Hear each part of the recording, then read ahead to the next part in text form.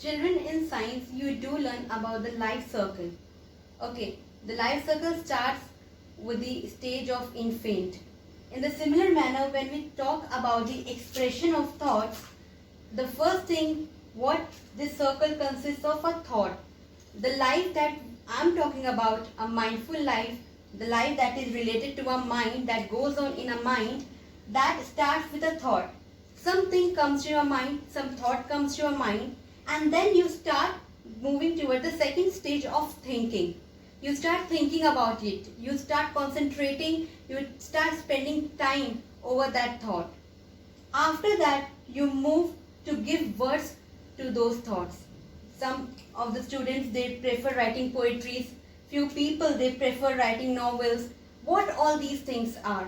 These are one or the other mode of expressing your thoughts. So then after thinking, you try to give words to your thought. And at last, your words express the thoughts that were inculcated in your mind, the thoughts that you were having are very well expressed when they go through this circle of expression of thought. First of all, you have a thought in your mind, then you think over it, then you put it in the words, and then you express it through one or the other language. And that is what I'm talking about. And this is what the poetry, the wonderful thoughts, the wonderful words talks about that you have in your honeysuckle book. And this is the topic for this video, the wonderful words.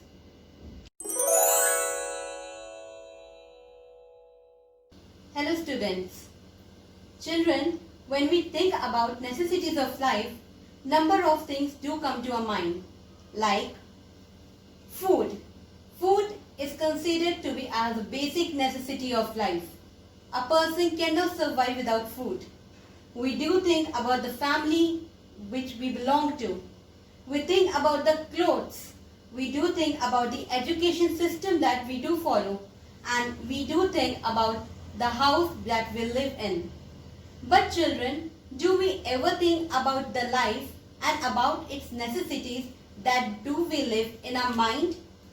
Oftenly, being human beings, we do concentrate on living the life on this planet.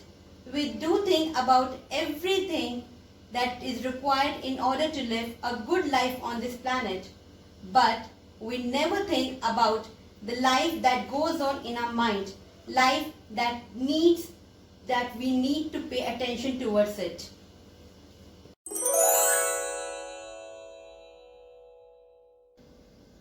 Children, in the first stanza, Mary O'Neill has beautifully expressed that language can be considered as a wonderful game also. She has taken up English as a language that you can take up as a wonderful game also. When we do exercises in class like match the following puzzles, you become too curious, you become too excited. So in the similar manner, when it comes about your thoughts, you should learn that these thoughts should not shrivel or die. The word shrivel means dry up. Your thoughts should not get dried up. You should keep them watering by putting them in proper words, by putting them in a very groomed manner, so that the person who is listening to your thought should understand that yes, the words and the thoughts are being explained in a very beautiful manner. The first stanza says, never let a thought shrivel or die.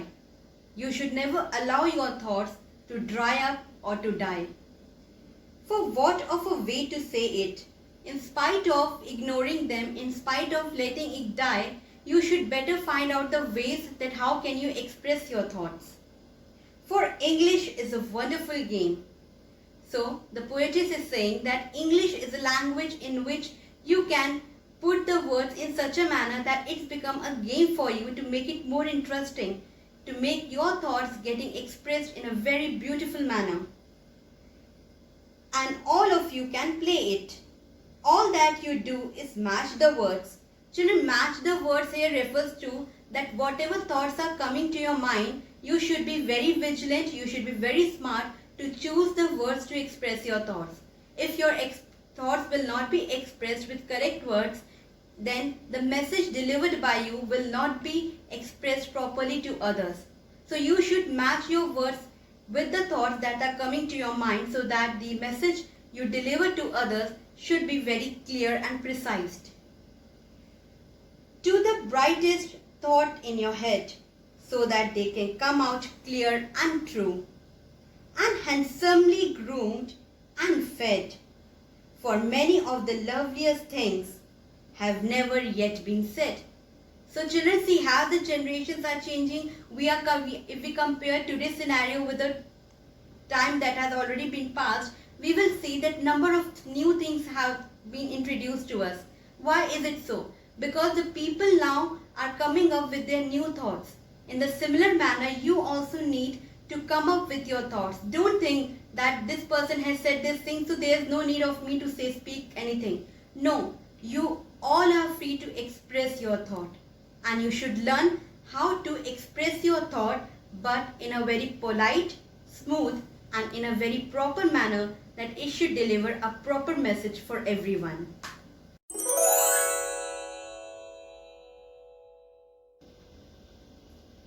Children, in the second stanza, Mary Onnell talks about words, that words should be treated as a dress. You need to dress, as you dress up yourself when you go out, when you present yourself in front of anyone, then definitely when you present your thoughts to someone, you should dress them very nicely with your words. She says that words are treated as food and dress of thoughts. People wait to know new things. When we hesitate to express ourselves, we are putting our thoughts in prison. We are keeping them at the back seat. Our hesitations, our thought of being right or wrong, always keeps our thoughts in prison. We never set them free because we are scared. Being human beings, we are always scared to leave our hand, and we don't even try to swim in the water. We are scared to leave the shore. That what if we will lose our way? What if we will not be able to come out again? We get scared by thinking all these things. And negative thoughts can never bring out constructive results.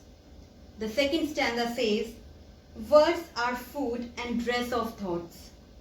They give it its body and swing. And everyone's longing today to hear some fresh and beautiful thing.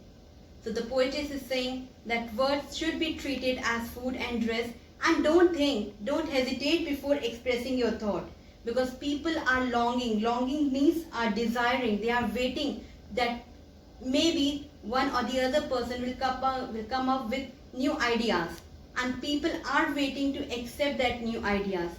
But by putting them in your mind and not expressing them, you are just keeping it away from everyone. But only words can free a thought. Children, you cannot say, I'm thinking this and let this thing happen. You have to speak up. Unless you will speak up, the things will never be implemented correctly in your life. But only words can free a thought from its prison behind your eyes. Maybe your mind is holding now a marvelous new surprise. So she is saying, maybe if you talk about your thoughts, maybe some new results will come out. Maybe a better society can be created. Maybe a better future of a country, of a world can be created. Maybe there is something that is in you which can change the world. Always remember, people are born great or are made great. That is up to us. What we consider. Do we consider that no, greatness is something that is inbuilt? So we take a back seat, no, we are not great. But it's not true. A person is always made great by the deeds that he or she does. So children, try to keep your thoughts free. Express them beautifully. Express it with all the efforts, all the good thoughts should be expressed with beautiful dressed up words and in a very beautiful language.